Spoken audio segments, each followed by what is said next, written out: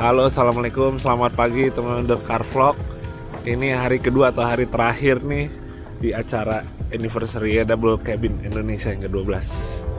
Ini masih jam setengah 6 pagi, tapi rajin juga udah pada bangun semua buat beberes. Hari ini rencananya itu kita bakal ada off-roadnya dulu di daerah Alas Bromo sebelum pada balik ke rumahnya masing-masing. Gua nggak tahu seberapa berat treknya, cuma kabarnya sih di sini kebagi. Jadi buat peserta-peserta yang mau ikutan yang light atau yang mau ikutan yang heavy-nya ya, itu dia ada treknya sendiri-sendiri. Wah, kita lihat di sini Mas Sony juga lagi beres, lagi cek-cek dulu nih Mas. Dipakai inverter. Wah, Mau cas ya, akinya ini. bekas inverter kemarin Mas. Iya. Baru mau dicas sebentar. Udah beres-beres dong. Udah nih, sambil mulai nyicil juga Mas. Kita lihat nih, ini rumahnya hari ini udah mulai pada beres juga yang lain. Bismillah, kotor. Habis sama sekali akinya. Aduh. Wah, Tunggu, dicas dulu. Nunggu dulu. Tas dulu. Enggak. Butuh ngetes lama. Enggak bisa. Ya. Lanjut betul. Tapi ikut off-roadnya nih Mas. Hah? Kalau udah oke, ikut off-roadnya dulu kita. Oh iya. Tanggung ya, kalau nggak ikut off-roadnya.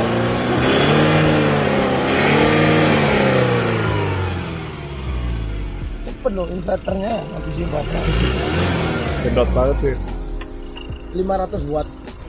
Tak koyok iya wong, mobil tambang wong ya macet ya gue bawa inverter mau bunyi. Ya wong ya.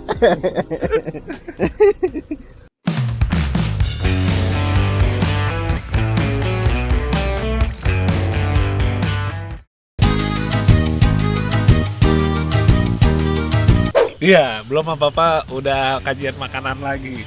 Nih sarapannya kita bikin mie goreng, tapi pakai mie rebus deh. Oh iya, ini mie rebus. Jadi ceritanya Arki itu suka bikin mie rebus, tapi dibikin mie goreng, ya? Iya. Jadi bumbunya setengah aja ya? Setengah kurang lebih ya.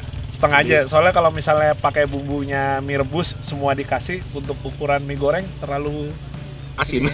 asin banget, pedok Terlalu banget. micin.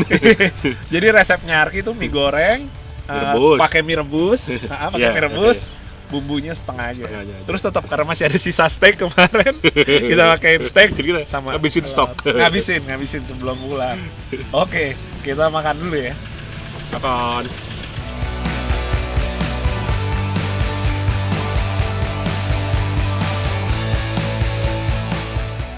Udah mandi, udah sarapan, sekarang udah beberes, tendanya udah hilang, tinggal sisa ya ini buat minuman aja nanti belakangan. Sampah udah dimasukin semua. Jangan lupa teman-teman kalau misalnya tiap camping, plastik sampah salah satu hal yang wajib ya. Ini sepele tapi kadang-kadang suka kelupaan nih. Plastik sampah bawa, ngumpulin semua sampah, pastiin ninggalin arealnya itu nggak ada sampah ya. Terutama untuk yang sampah plastik. Kumpulin di sini aja nggak apa-apa. Ini kan daerah wisata, nanti juga ada yang ngangkutin ngumpulin. Yang penting semuanya udah dijadiin satu di plastik sampah. Barang-barangnya simpel yang dibawa.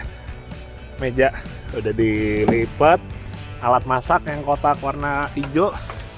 Terus ini di sini ini dry bag gede banget, isinya semua tas pakaian ya. Jadi karena dia anti air waterproof, ini ditaruh di bagian belakang sini walaupun terbuka kena hujan nggak apa-apa.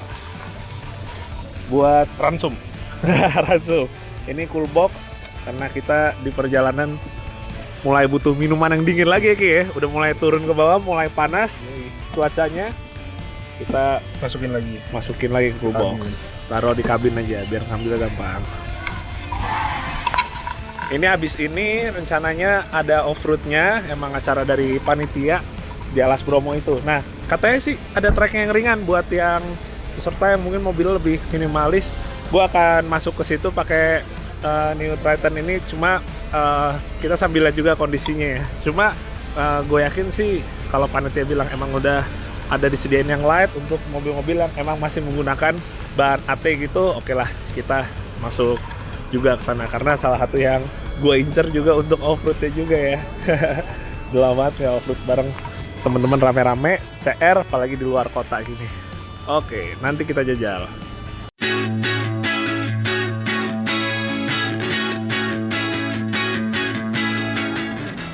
Oke, sekarang udah pada ngumpul nih di lapangan depan.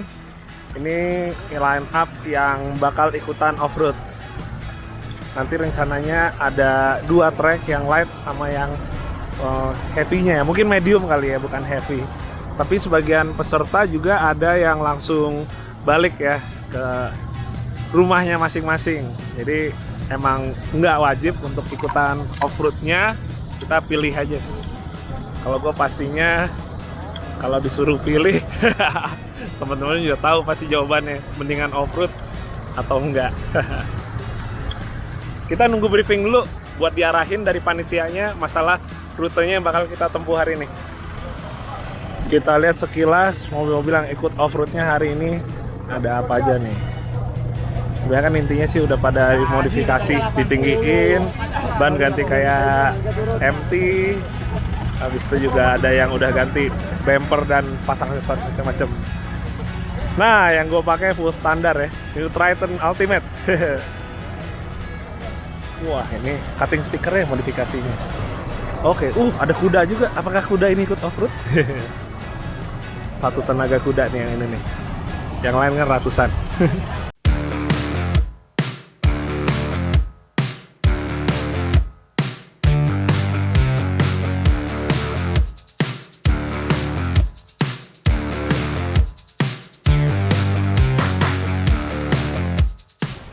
Ini lagi ada di lapangan sebelum masuk tracknya. Di sini udah mulai dipisahin nih, yang peserta yang ikut lightnya alias yang mobil-mobil yang lebih kalemnya ya. Sama ada juga nanti rombongan yang ekstrimnya. Kalau yang ekstrim tuh mobilnya dia wajib wins ya. Salah satunya persyaratannya wajib wins, soalnya ada kemungkinan nge-wins kalau yang ekstrim. Tapi kalau yang untuk kelas lightnya kurang lebih mobil yang stop emang masih bisa.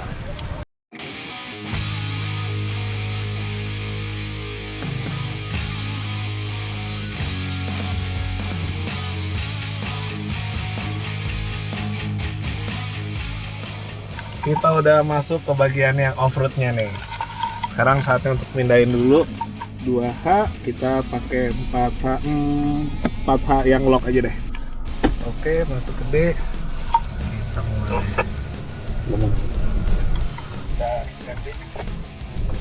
Masih 2H. Aduh deh. Triton gimana?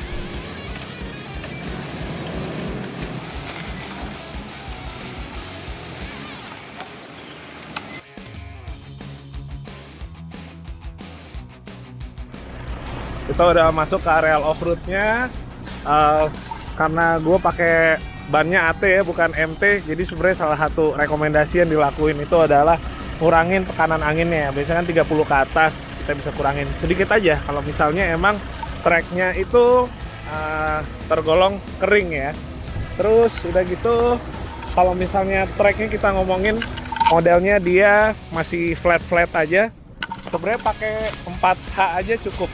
Kalau misalnya kayak di New Triton gini kan dia 4H-nya ada yang 4H biasa, ada yang 4H yang lock ya. Nanti gua akan coba kasih liatin ya, beda ya. Gua kasih penjelasannya sedikit supaya ngerti juga.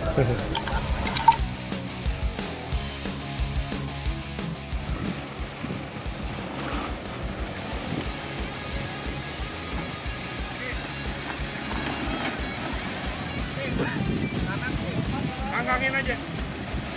Hop. Ininya nyangkut.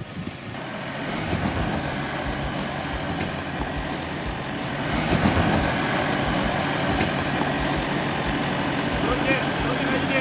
Ya. Angkangin aja. Kiri aja. Sip, aman.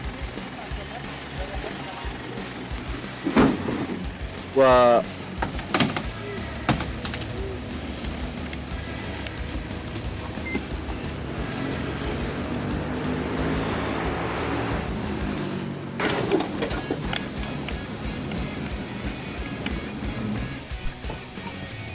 Nah, jalurnya semakin lebat nih ke dalam nih. Sementara bawahnya dia modelnya tanah campur batu. Jadi sebenarnya sih ada traksi, cuma apa namanya, kalau misalnya kita istilahnya gasnya terlalu nafsu, jadinya batunya malah geser ke bawah. Tapi seru ya, kita udah lama banget nih nggak jalan road trip plus off road keluar kota yang jauh dari Jakarta. Gue mau jelasin sedikit teman-teman tentang sistem 4-wheel drive-nya yang ada di mobil New Triton ini. Jadi kan modelnya di sini ada 2H atau intinya yang 2-wheel drive, ada 4H dia yang udah 4-wheel drive tapi part-time, ada 4H LC ini lock. Intinya kalau yang ada LC ini antara pembagian tenaga ke yang roda di garan depan sama yang di garan belakang tuh sama 50-50 atau dia merata ya, balance 50%. Tapi kalau kita ngomong yang nggak ada LC-nya itu tadi, yang cuma 4H aja, dia pembagiannya antara roda belakang dan roda depan dia akan menyesuaikan. Sementara kalau 4L dia hanya ada satu mode, 4L LC. Jadi udah full lock. Begitu kita masuk 4 low ke 4L, dia pembagiannya 50% ke depan, 50% ke belakang. Kita lanjut lagi ya. Ini sekarang karena medannya nggak terlalu terjal, gue akan pakai di 4H tapi yang low. Oke, bismillah.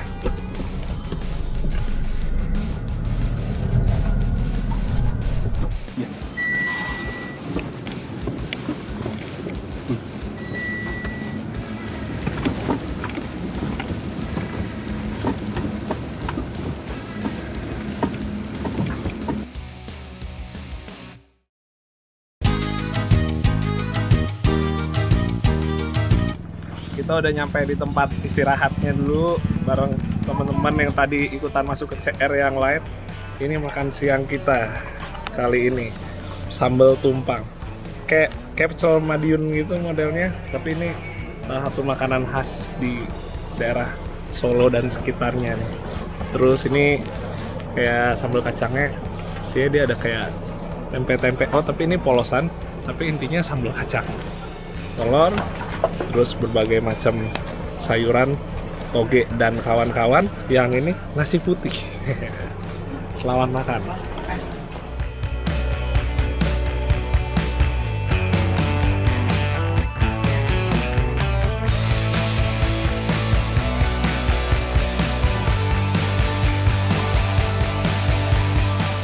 Selesai makan siang, kita ngetes artikulasi suspensinya nih. New Triton. Ini posisinya mentok di kiri belakangnya segini, jaraknya masih lumayan untuk rongga bagian atasnya, jadi nggak ada gesrot sama sekali. Kita lihat yang ke bagian kanan, wah lumayan juga ya, travelnya panjang juga, molornya ke bawah, apalagi untuk ukuran rear down segini sih udah oke banget nih. Kalau gue hitung jaraknya sekitar 15 cm, sekitar 25 cm dari rongga atasnya. Kita nyobain naikin ke batu. Gue lebih sukanya kalau yang sekarang tuh wheel arc-nya atau rongganya tuh dia udah ngikutin kayak Pajero Sport ya, atau kayak Expander juga, lebih ngotak, lebih kelihatan lega gitu ketimbang kalau yang Triton yang edisi sebelum ini ya, generasi yang sebelum ini. Jadi emang lebih ini aja gitu, lihat lebih lega, lebih nafas. Nah ini ngomong-ngomong tadi penyok nih pas masuk ke dalam apa namanya alur air yang cukup dalam.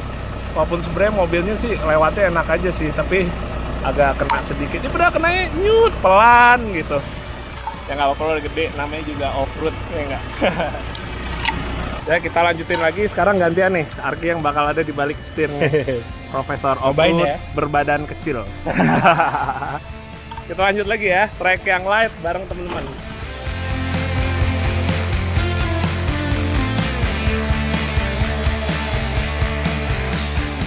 Gantian setirin sama Arki. Jalannya sekarang makin bebatuan. Di sini lagi nanjak-nanjak terus dari tadi. Kalau jalan batuan, terutama pas lagi tanjakan, itu kita emosi dijaga banget ya. Kalau ngegasnya terlalu nafsu, yang ada batunya malah pada ngegeser ke bawah. Yang ada mobilnya jadi nggak nanjak. Kalau udah jalan batu gini, paling enak kita udah masuk 4L. Apalagi Matic ya, jadi kita nggak ada kayak kaget kesentak koplingnya gitu. Pokoknya intinya kalau rodanya kaget biasanya bebatuan tuh yang langsung pada jatuh ke bawah, bukan ban yang justru manjat ke atas. Tapi kalau udah ngomongin trek batu udah paling enak independen ya. Kalau kita ngomongin pair down biasanya keluar trek langsung aduh itu anu tadi treknya batu semua. Boyo kure.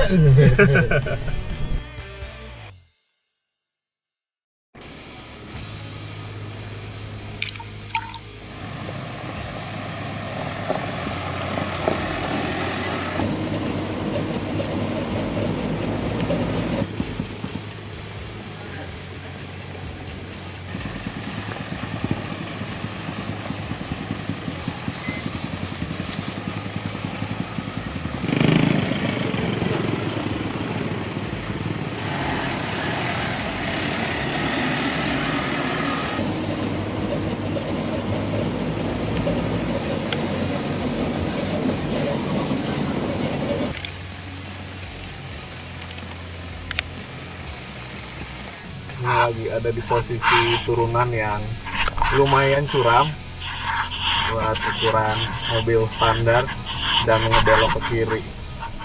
Ya kalau kayak gini kita emang mesti mastiin dulu begitu turunan, karena langsung belok kiri posisi ban depannya itu udah langsung ngebelok ke kiri. Jadi ban kanan belakangnya nggak terlalu ngangkat. Enak kalau mobil sekarang kayak misalnya kalau di sini kan ada hill descent kontrolnya, jadi kebantu juga buat turunannya biar nggak ngegloyor ya Ki ya. Apalagi kalau di batu turunan tuh paling kerasa serem ya daripada cuma tanah aja. Terutama sih dibantu AC jadi off-roadnya kayak adem gitu, itu lebih enak lagi sih. Jadi AC itu juga fitur yang ini penentu, jadi bikin adem gitu juga. tetap fokus ya nyetirnya. Oh, sambil keringetan gitu kan pasti panik. Benar, AC emang nggak boleh lupa itu. Itu salah satu fitur penting nih. Harus ada mau off-road atau enggak.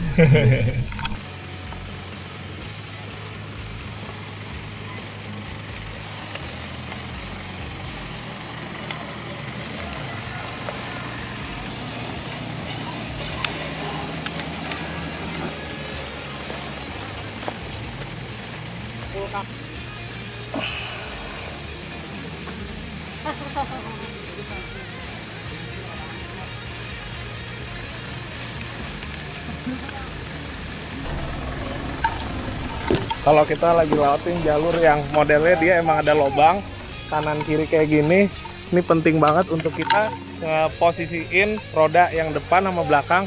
Kita harus ngindarin seminimal mungkin yang namanya ada perbedaan artikulasi depan sama belakang. Jadi maksudnya kayak misalnya gini, roda belakang itu yang ketekan di bagian kanan. Hindarin banget kalau bagian kanan udah ketekan, yang belakang bagian depannya yang sebelah kiri ketekan. Karena itu dia yang bikin akhirnya roda udah mulai ngangkat dan traksi hilang.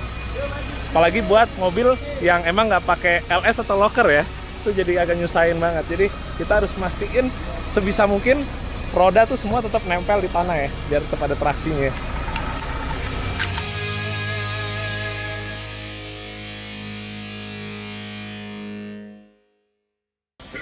Oke teman-teman, tadi udah selesai off-roadnya. Emang nggak terlalu panjang, singkat-singkat aja dan fun. Tapi ya sebenarnya lumayan juga sih kalau kita hitungannya pakai mobil standar ya. Tetap seru banget. Sekarang gua udah nyampe ke Solo, gua mampir dulu di bengkel resmi Mitsubishi sini nih, di Sunstar Motor. Biasanya gua kalau misalnya emang habis off-road, habis itu gua akan pulang yang jaraknya jauh dari sini menuju Jakarta, gue pasti check up dulu. Terutama salah satu yang gue cek tuh biasanya untuk di kaki-kaki ya, sekitaran kayak misalnya pusing, terus juga rem. Gue mau kasih tips juga ke teman-teman, kalau misalnya kita habis off-road, terutama yang ada lumpurnya, itu mesti dipastiin lumpur itu jangan sampai ada yang ngendap atau istilahnya nempel dan mengeras di bagian velg ya. Karena nanti begitu roda berputar, apalagi kita udah ketemu jalan tol, itu dia bakalan ada kayak semacam bunyi getar gitu, karena jadi nggak balance ya velgnya. Nah ini sekarang gue juga mau ngecek, biasanya yang gue cek juga nggak cuma di velgnya aja, tapi untuk di remnya juga untuk mastiin kalau misalnya ada kotoran-kotoran lumpur yang nyelip ya, sebelum dia jadi keras banget. Pokoknya yang pasti kita emang harus mastiin kalau misalnya habis off-road jarak jauh, begitu pulang ke kota tujuan, begitu pulang ke kota asal, kita ngecek deh yang seperti itu supaya perjalanannya tetap nyaman ya sampai ke rumah.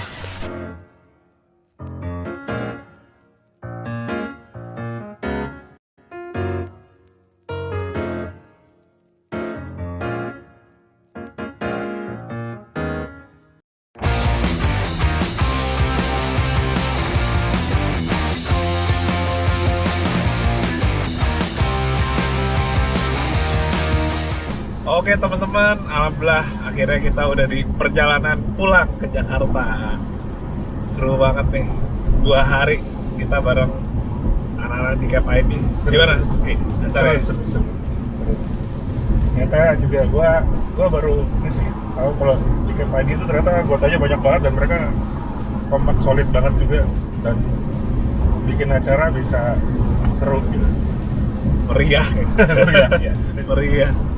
Kita kemarin ketemu teman-teman dari yang mulai Pulau Sumatera tuh, dari kayak Riau ya. Iya. Riau, terus dari Sumatera Utara juga ada. Kalimantan loh, pakai kapal loh pasti. Oh iya. Kalimantan. Oh iya. Kalimantan ada beberapa daerah termasuk Mas Sony ya.